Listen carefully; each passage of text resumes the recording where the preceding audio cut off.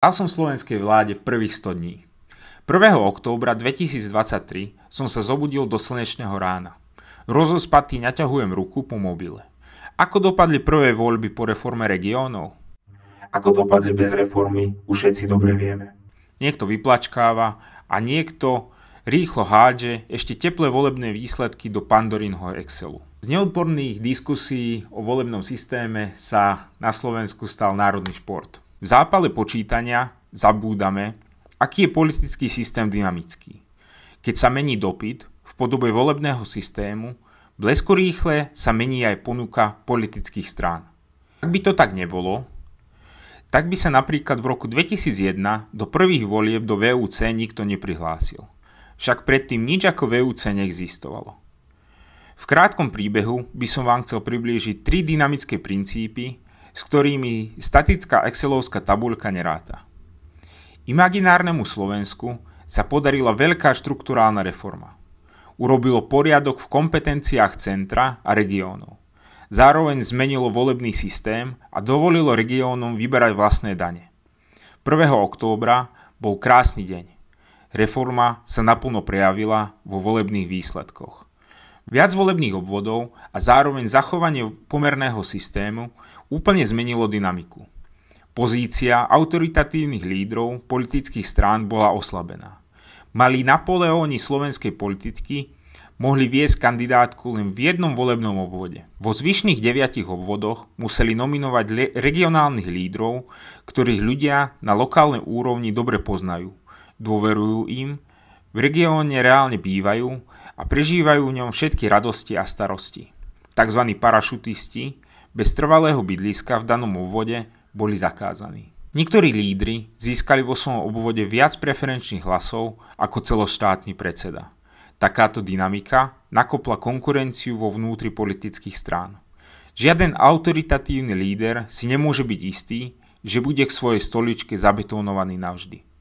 Z dlhodobého hľadiska to viedlo k boju o predsedov trónu. Namiesto nekonečného zakladania ďalších a ďalších strán. Extrémne liberálne alebo extrémne konzervatívne či ľavicové strany žali úspech vo svojich baštách. Liberálne strany vo veľkých mestách, konzervatívne zasa na vidieku. Ak chceli zaujať voličov mimo svojich primárnych obvodov, museli tzv. Obrúsiť hrany svojho programu. Museli zjemniť rétoriku a viac načúvať lokálnym požiadavkám priemerného voliča v tom, ktorom obvode. Niektorým sa to podarilo. Aj mimo svojich hlavných obvodov uhrali aspoň pár poslancov. Kto nezjemnil rétoriku, išiel na smetisko dejín. Alebo sa stal marginálnou stranou. Z dlhodobého hľadiska to viedlo k spájaniu demokratického spektra, ktoré je 30 rokov na Slovensku viac menej nevládne. Nebude si práve Robert Fico po spájaní demokratického spektra najviac trhať vlasy? Špeciálne, ak ho spôsobí on sám. Najväčšia zmena nastala v odkrytí kariet jednotlivých strán. Pri 10 volebných obvodoch si nevystačíte s populistickými návrhmi a veľkými gestami.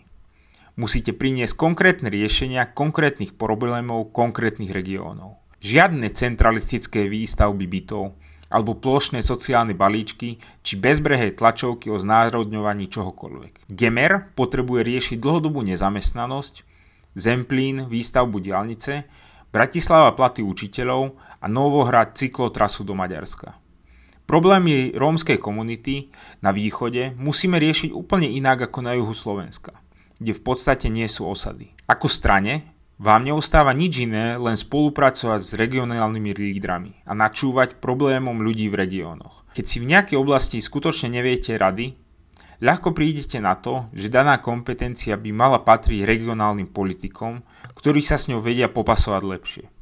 V tom vidím z dlhodobého hľadiska najväčší prínos. Až vtedy mi zazvonil budík a zobudil som sa do reality upršaného a smutného Slovenska. Za každým mrakom je však slnko. Politický systém na Slovensku nefunguje. Plodí ďalších a ďalších pokrivených Napoleónov, ktorí sú v politike zabetónovaní už 30 rokov. A môžete si pod nimi predstaviť ľavicové spektrum, pravicové, progresívne, konzervatívne, liberálne, je to úplne jedno. Bez zmeny dopytu v podobe volebného systému sa ponuka politických strán nezmení. Skutočne nemáme čo stratiť.